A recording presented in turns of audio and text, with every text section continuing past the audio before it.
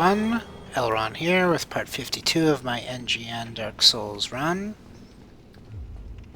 So, yeah, this ring's probably not going to be of much use to us at this point, but might as well pick it up since we're here. And another thing that's not going to be useful for us, but might as well pick it up since we're here. We're going to go back to our original cell, and I went the wrong way. Kind of not used to going through this place backwards. I'm more accustomed to this place forwards. Anyways, the item in our cell is going to give us the ability to go into the painted world if we so desired. I've already mentioned that I'm not going to end up doing it for NGN purposes, but it's simple enough to get this item, so I might as well show you that it's there.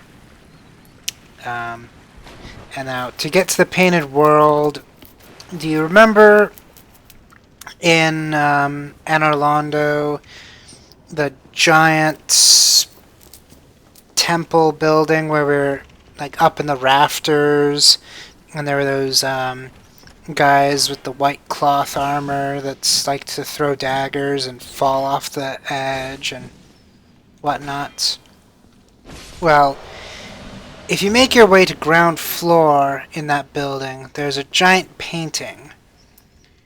And if you happen to have the item that's inside your old cell, when you approach this painting, you'll be sucked into the painting and be stuck there until you complete the sequence. And since being stuck there until completing the sequence doesn't sound like much fun for us, I'm going to just skip it. I think I did like components of the Bishop of Sin's outfit over the Chester's outfit, but Chester's outfit does its job well enough, and the incremental improvement is not meritorious of making the trip. So now we're going to kill a couple trash mobs and then fall through the ground. And we're going to have yet another boss fight where the first thing we're going to need to do is heal. Although we might need to get out of the way, then heal. So I'll try to do a technique where I sprint across and then jump. I've debunked that technique. It doesn't work. You'll see later on that I succeed in getting into that state, but fail at killing him outside of the fight itself. So now this guy is easiest to be dealt with if you are directly behind him, although you don't want to be within sitting range. I think that was one of my follies here in my first attempt. I was riding too close to him, and so I was in range of some of those novas, and also he got to sit on me a good number of times.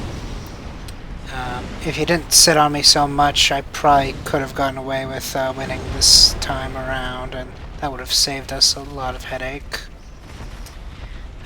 But as it stands, I do end up dying to this guy when I just needed to hit him one more time, or maybe two more times, but I think it was one more time. Well, we'll see when we get there.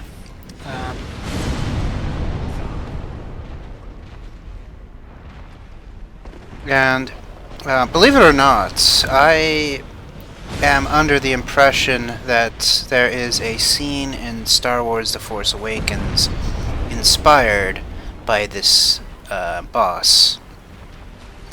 If you look carefully, you could see pretty much the same butthole as the one that you see at that place where Ray and Finn steal the Millennium Falcon. That one creature by the watering hole, it had a very similar buttons configuration. And so, yeah, I just need to hit him one more time. I decided to be stubborn.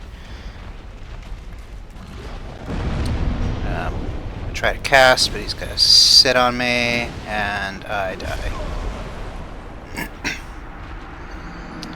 And that's very unfortunate because now I'm going to need to die a couple more times, and I'm not going to recover my corpse because I'm stupid enough to not put on the Ring of Sacrifice. I've got all these Rings of Sacrifice, and I forget to put it on when it kind of matters most. So I failed to retrieve. And so this time I succeed in doing my jump trick, but they apparently patched out being able to damage him from up here. So I knew that I wasn't going to be able to see his health bar from here, so I just took a bunch of insurance shots and then dropped down and see what his health is at. And sadly his health ended up remaining full. So drop down, and he pretty much instantly hits me and kills me. Although that does put us in an interesting position, because now our worthless corpse is up here, because we died so damn fast. And yay, 200 bonus souls. Whoop-de-doo. Alright, so I think this time around I buckle down and get it right.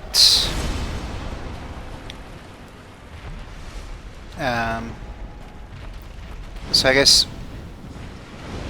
combine the first run with this one, and maybe do a little more standing back than I did in the first time. I think I'm getting that generally right here. And then of course, don't be stubborn with the Erlenmeyer. You've got nothing to prove.